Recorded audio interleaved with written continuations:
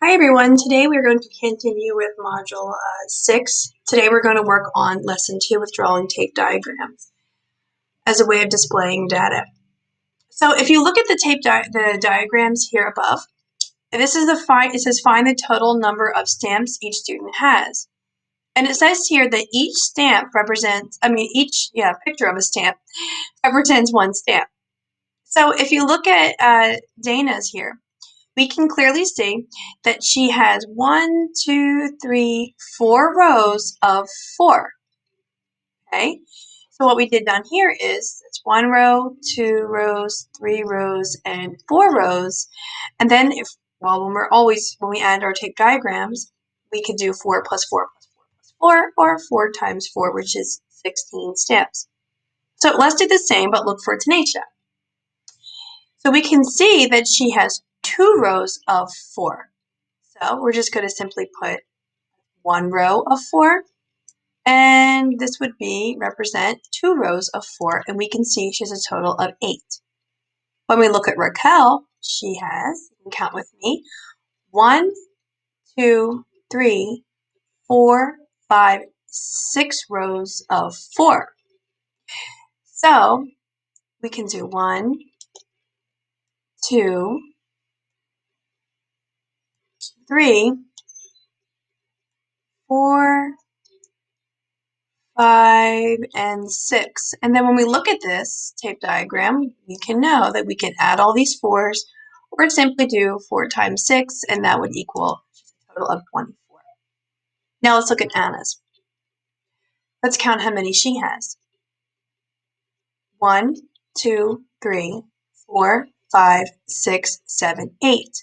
So we would simply need 8 groups of 4. 2, 3,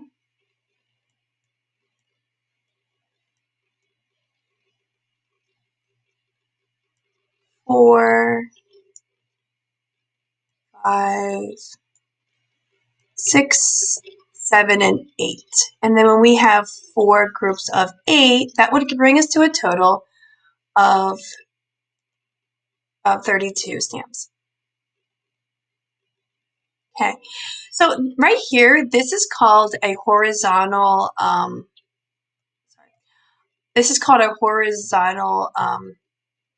diagram right here, but what we can do is we can use this information and turn it into a vertical tape diagrams, and we know that. We just have to flip it in the other direction. So I have already done this portion for you, where we have the same information from page 1, and we just flipped it to be the other direction. It kind of looks more like a bar graph at this point. So what we can do now is we can change the units. If we look at Dana's, we know that she has 1, 2, 3, 4 times 4. But if we were doing units of 8, just looking at these two 4s, we group it, and we would need 2 groups of 8 to get the same amount. So let's look at Tenacious. Tenacia has 2 groups of 4, so she would need 1 8 to represent the same information. Raquel has 1, 2, 3, 4, 5, 6. So to get the same amount, we would need 1, 2, 3, half of that amount.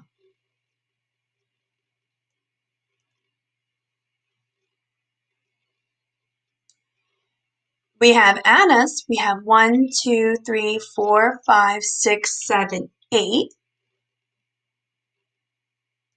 So 8 times 4 is 32. But if we did units of 8, we would need 4 of them to get 32.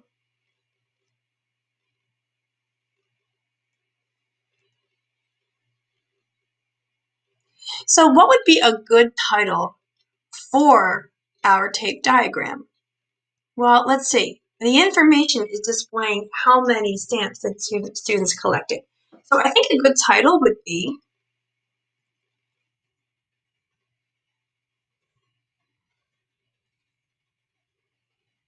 Number of Stamps Collected. It doesn't have to be a sentence, just has to be title. So how many units of 4 are in the vertical diagram on problem 3A? Looks like we have 20 units of 4.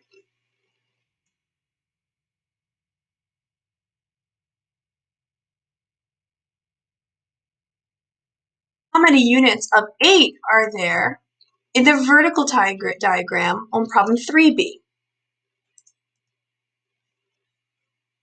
And we simply have 10 units of 8. That's half the amount. Well, that's because half of 8 would be 4, so we had to double it. The reason why the numbers change, so why does the number of units change? Well, that's simply because down here, we can say the total number of units is less because the value of each unit is greater.